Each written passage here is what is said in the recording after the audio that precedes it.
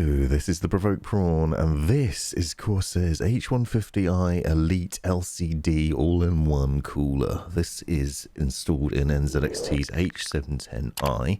This is a video to talk to you about what that cooler can do, and later on I'm also going to show you how to install it and the benchmark performance that I got out of it in various different settings. So stick with me as I go in and show you all the fun that you can get out of this cooler. Now this is an interesting upgrade from Corsair's Elite Caplix range of AIOs. You can buy this separately for those as an upgrade with the pump head being converted, but this is the full kit that includes a pump head with a 2.1 inch IPS LCD display as a 480 by 480 resolution, and it also runs at 30 frames per second with 24-bit color depth. And you will note as we go through these initial clips that it also has a ring around the outside of that with 24 addressable RGBs as well. So you not only have the screen, but also a colourful ring around the outside of it. Now that display is capable of showing off a number of different things. Obviously you can add in some fun gifs, but you can also get temperature readouts for things like your cores, your CPUs, your pump. You can see things like the load that your CPU is currently under, the fan speed, all sorts of other things. Obviously, perhaps one of the most appealing things of it is being able to add in GIFs and make your system look fun, but also getting that data and the information out of it at a glance is really useful. This is something that NZXT's done for a while with its Kraken Z73 lineup, and it's been one of my favorites for that reason.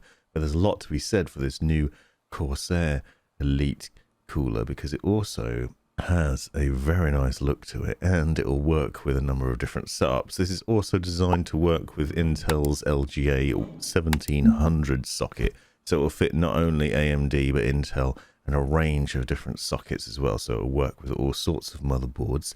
And you can see the end aesthetic is really nice. It also comes with upgraded fans that I'll show you in a minute, which are new and over and above performance of previous AIOs from Corsair as well. So it's new and improved in a number of different ways. Now, one of the things that I will say that is a shame, and I'll cover more of what you can do in the software a bit later on, is you don't seem to be able to cover and show both CPU and GPU temperature at the same time, which is a letdown. And one thing that the NZXT Kraken Z73 does that this doesn't. But as you can see from these various different shots of what's possible, can get a really nice aesthetic out of it with various different themes and colors and all sorts of data that will come out of it. And obviously they could update the software and make changes to it to improve this in the future. So perhaps they'll throw in some GPU temperatures as well. That is all accessible and programmable within Corsair's IQ software. So if you're familiar with that, it's a really straightforward setup. Now you can see it running here on an MSI Z590 motherboard. Unfortunately, I don't have the latest Intel setup, but I am going to show you the installation process for that. But as I said, it will also work with AMD and the brand new Intel sockets as well. Now I'll leave all the specs in the description so you can check those out. I've also done a video separately on the upgrade module that you can attach to the original Elite Caplix, which basically adds this screen in. But this system is obviously already built into the pump head, and it's a bit nicer looking, I think. Ends up with a much nicer setup. Also a lot to be said for that display. You can see it's really clear and bright and nicely customizable in a number of different ways. So you can put in GIFs and then you can resize them so they fit in that area. That ring around the outside is also customizable in terms of the RGB lighting, and you can get that to match up with other Corsair products in your system. So that includes the fans and the RAM and other things as well. So the end result is a very nice looking setup with a variety of different options. Now I'm going to go into the unboxing and what you get included in the box, how you put it together, or how I put it together for this build, and the interesting highlights of doing that. Now for reference, I've also done a video separately on installing this in the NZXT H710i, so if you'd like to see that and find out the complexities of having this AIO alongside NZXT's RGB setup and multiple different fans, then please check out the link in the description. Another point of highlight is when you open the box, you'll see there's a QR code on there. Scan that and you'll get access to the manual. Inside the box, you'll find a number of different things and you can see them all laid out here for your enjoyment. The Commander Core, which is almost certainly one of my favourites from the Elite Caplix lineup, is essentially a replacement for the Commander Pro that's included free, which makes life a lot easier because you can plug in 6 fans, both RGB and power to it, as well as a temperature sensor if you want. You also have all the necessary brackets for AMD and Intel. It comes pre-installed with an Intel bracket, and then you can take that off the pump head and replace it with these various different AMD ones, and then there's different back plates as well depending on the setup. I have done a video separately on the Elite Caplix on one of these installed on an AMD system. If you'd like to see the intricacies of that, please check out the link in the description for that. But you'll see that you have a number of different things included in here. Corsair Labs also has installation videos which you might find useful. The one I'm going to be using though is the Intel setup. So as I said already, the pump head is already set up for that, and then you have a back plate which you simply need to adjust into the right position for this. This is an LGA 1200 socket CPU, but you'll see inside the bag you also get a number of different standoff screws. So you have 1200 and 1150 set up there. You also have the 1700, which is the newest one, and so standoff screws for each of those brackets, and 2011 2066 as well. So plenty of different options in terms of the installation process. The next highlight is these brand new fans from Corsair. These are ML RGB Elite fans, which you will see have a very nice finish to them that includes a holographic style sticker on both the front and back, so you have a much nicer vibe on the front and back, and that gives you an option in how to install those. More on those later on. The pump head itself also comes pre-applied with thermal paste, and that's what I will be using for this installation process. You obviously could clean that off and opt for your own thermal paste or thermal pads and improve the performance potentially, but it does a good job and it makes for a nice easy setup process. The pump head also has a number of different cables coming out of it, and I'll talk to you about what you do with those and where you plug those in a bit later on. Now this is obviously a 360mm radiator and a very nice setup in terms of the threading. One of the complaints I used to have about Corsair's radiators is they were always difficult to screw in because they haven't threaded the screw holes properly. That is no longer a problem. I can report this is easy to install, and I'll show you the process for installing the fans. What I'm going to be doing, as you saw at the beginning of this video, is top mounting this radiator.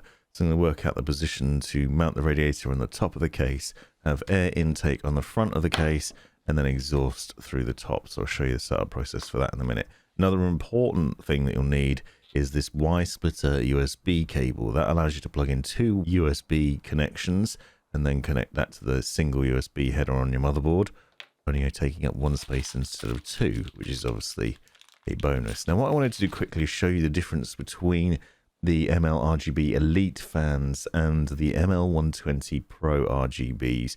It's worth noting that these Elite fans aren't currently available to purchase, but they will be in January, so Corsair says, and they obviously have improved performance over and above the ML120 Pros, and I'll leave specs in the description so you can find out more about them.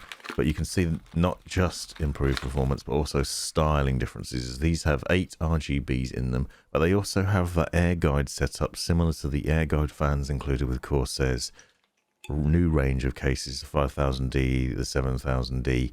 Those cases had these air guide fans in them with this sort of back design, which allows for better performance of the fans over the radiators, and whether you're having them exhaust or intake, you can see you have a nicer look and feel than you would do with a standard ML120 fan. It's a much nicer look and finish on it, a cleaner finish without that sticker in the middle, and also just a nicer aesthetic as well. For the purposes of this, as I said, I'm going to be installing them in an exhaust, so I'm going to set them up so they face down into the case, then pull up over the top. Now the pump head you'll see itself is quite a chunky affair, quite a big thing, and one of the things that I'll show you later on is it's covered in tape as well that I recommend peeling off before you try and install it. These cables here connect up to the Commander Core and the USB header on your motherboard, and then the CPU fan header. This actually makes things quite straightforward, because basically you just have this one large cable that plugs into the commander core, and then that does a lot of the controls. That also means that you can also plug in all the fans to that commander core and also set up the USB and power connections for that, and then you're away. So the first thing to do before you install things is work out the direction you're going to sit it. It's also worth checking in your case to see where it will fit in the best position. Because one of the things I noted is the pump tubes aren't particularly long, and so you need to work out the sort of position for that. You could go for having the tubes at the front of the case. You might opt for having them at the back, and what I've done is I'm going to opt to have them at the front and then run the tubes across from there. And you'll see why in a minute, or you will see at the beginning that there's some cable management in the NZXT case, which means that the tubes will sit nicely in that direction. So once we work that out, now all we need to do is to mount the fans. As I said, I'm going to be mounting these so that you pull air through the case and out over the radiator, exhausting over it. This obviously makes the most of the RGB and also the better visuals with them facing this way around as well. Included in the box, you have the long screws for mounting to the radiator and the smaller ones for mounting the rad to the case. One of the things I've noticed is there's also enough screws in there that you could do push-pull. So if you manage to get 3 more of these Elite fans, you could mount them on the other side as well. So that gives you options. Obviously, you could also swap these fans if you wanted to. Perhaps for QL120 fans, you can mount both on both sides, and then you can connect those up to the commander core. So there are options, and it's really cool that Corsair's included enough of those long screws in the case to be able to put fans on both sides if you wish. That is obviously an additional purchase, but it is a nice option to have. You don't have the washers for the small screws, and I'll show you the installation process for that on the other side. Now, each of the fans has 2 cables, 1 RGB and 1 power. These connect into the commander core, and they're really easy because they're nicely labeled up as well. Historically, you need to also make sure you put these in the right order for the RGB lighting in your case, so make sure that you had them synced up so that if you position your fans in a certain order in the case, they were plugged into the Commander Core or Commander Pro in the right order. You no longer need to do that because you can reposition them in Corsair's IQ software, and I'll show you that later on. But the standard installation is really straightforward. You basically have 6 cables, 3 RGB and 3 power for each of these fans, but then you have 3 spare spaces so you can plug in more Corsair fans, as I've done with my NZXT build. And the installation process for the CPU and the setup is then just a case of making sure your CPU is plugged in, obviously, and free of any thermal paste. If you're reusing it, if it's brand new, you won't have that problem. And then you have standoff screws on each of the 4 corners. So just quickly showing you the process for that, because I'm going to be installing it in this NZXT case, and so demonstrate the process that you may well be going to, so you know where you're at. So basically installing and mounting the motherboard and the CPU and making sure everything else is ready for action, and docking that down and screwing it in. And then we need to go about the process of installing the back plate, and that back plate that's included will then hold the pump head down, because it then allows you to screw the standoffs in first and then the pump head onto that, and then the thumb screws in there. So for this setup, you need to make sure that the little standoffs are in the right position so that they'll fit over the holes, and that basically means that you need to make sure they're all pushed into the middle. At least it does for this. Obviously it will vary depending on which of the Intel setups you're doing, and the instructions will make that clearer, especially if you're doing the newer socket where you can see the position that you need to get it into. You're popping that down and holding it in place. I'd recommend taking one of the standoff screws and screwing that into one of the points while the case is standing up before you then lay it down to screw in the rest. You could also do all this standing up, but I find it's easier to do it laying down. So I'm taking one of my Intel 1200 standoff screws, and it's the same for the 1150 setup as well. And you basically need to make sure you pick the ones with the same length at either end. So it's going into these 4 points. I'm just going to initially screw one down into one of those corners to hold it into place, and then we move round to the other side and start screwing them down in all 4 corners to hold that down. You can then seat the pump head over the top of these and then use the thumb screws to hold that down as well. So I'll just show you that process in a minute. this is a nice easy step in the installation process. The next is to obviously mount the radiator to your case. Now this NZXT case has a removable fan tray, so I'm basically just going to mount the rad to this. That sort of setup makes life a lot easier. You'll find a lot of modern cases have a removable tray of this sort, so you just need to make sure you have it in the right position. And a point of note as well, what I should have said earlier on, is to make sure that your fans are installed on the radiator so the cables point towards the back of the case, because obviously you have 2 cables per fan, and that's a lot of cabling to ensure that you are keeping tidy, and you don't want that at the front where it's going to be a mess and also have trouble stretching to the rear. So we're going to make sure it all sits at the back. We can then push it through the various holes at the rear of the case and plug it into the commander core, which will seat at the back. That keeps things a bit neater and a bit easier to control. Now to mount the rad to the fan tray, we're using the smaller screws and the washers. You can mount those, make sure you use all of them up and into the various different holes, and that will ensure that the rad is all set up and held in nicely. I saw a recent comment where someone saying that you don't need to use all the screws to hold the fans in place. I would recommend using all the screws. Make sure that those fans don't have any wobble when they're in use. Because one of the highlights of this cooler is that it has a 0 RPM mode where the fans won't spin unless they're required. And depending on the case and the airflow, it should run quite quietly under load. You do have a variety of fan speed settings that I'll show you in Corsair's IQ software a bit later on. Now we're putting the radiator into the case, and you can see the positioning of how I'm doing that and why. And you'll see that the pump tubes are running around that cable management bar. You obviously have different options depending on your case, and perhaps I could have mounted it the other way or got the tubes to go through that bar a bit more. The options are obviously up to you and how you do it, but then I'm making sure that that fan tray is then screwed and held into place, and everything's nice and tight and set up nicely. The next point of note is what I said earlier on, is to make sure you peel all the plastic off of the pump head. I would do this now rather than when it's installed, because it does become very fiddly. I learnt this the hard way when we did the upgrade kit for the previous cooler. There's 3 bits of plastic that need to come off, and it's a bit of a pain. Make sure you take the plastic cover off, and then we're seating the pump head obviously on top of the standoff screws that we installed previously. One of the things I do like about this cooler versus the NZXT Kraken Z73 is the head and tubes aren't quite as large, and so you have more space alongside your RAM and it's not being squashed up against it. We then use those thumb screws to hold the pump head down onto the standoffs. Screw them in into each corners, doing the opposite corners and making sure that it's all connected up, but just be gentle, careful not to over tighten those screws and damage anything. Obviously it needs to be held in place nicely, but don't tighten it up too tight, over tighten it. You then have the cables to run to the back from the pump head. Again, USB. We have a CPU fan header connection as well, and yes, usually it will plug into the top right or top left of your motherboard. On this one it's on the top right, so you can see it here, and we just connect that up. You sometimes will be using the AIO pump head, depends on your motherboard. In this case I'm using the CPU fan header.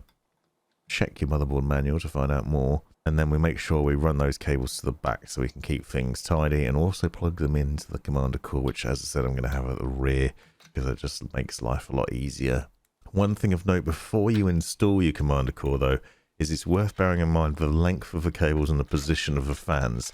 Now I am removing an SSD tray in order to install this commander core on here, and that basically was just the right distance from all the cables in order to be able to install it. One of the things I found that was one of the top fans was a little bit tight in terms of the cabling, because not only am I using the fans on the AIO, but I also have 3 ML120 RGB Pros installed on the front of the case that I'm also plugging into this, and so you need to make sure all the cables will connect up to it. We then have SATA power and a USB connection coming out of the commander core to make note of, because I'll show you where to plug those in a second.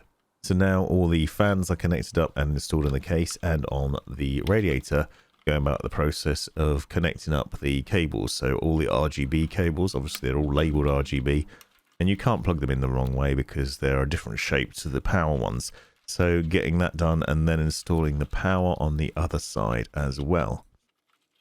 Once we've done that, we're then plugging in that large cable that I showed you earlier on from the pump bed that connects up to the top of the commander core, and it's impossible to mount that in the wrong way, but it will show you a little white connection. You then have to make sure your SATA power, so this power comes from your power supply unit, it's those flat cables. Make sure the commander core has the power for that, and then obviously any other connectors that you have in the case. So in this case I'm using an RGB hub and also the NZXT case, so just make sure all your SATA power is connected up. This is the same cable that you use for 2.5-inch SSDs or 3.5-inch hard drives. You then have a USB connection. We actually have two, because you have one coming from the commander core and one from the pump head. And that is where the Y splitter comes in. So this is a cable that's included with the kit. And thank goodness, because it's a wonderful addition. A simple little thing that allows you to connect up two USB cables and then connect that up to the USB header on your motherboard. You usually find you have one or two USB headers on your motherboard. Most have two. But obviously, if you're using something else, as I am in this case, that could present a problem.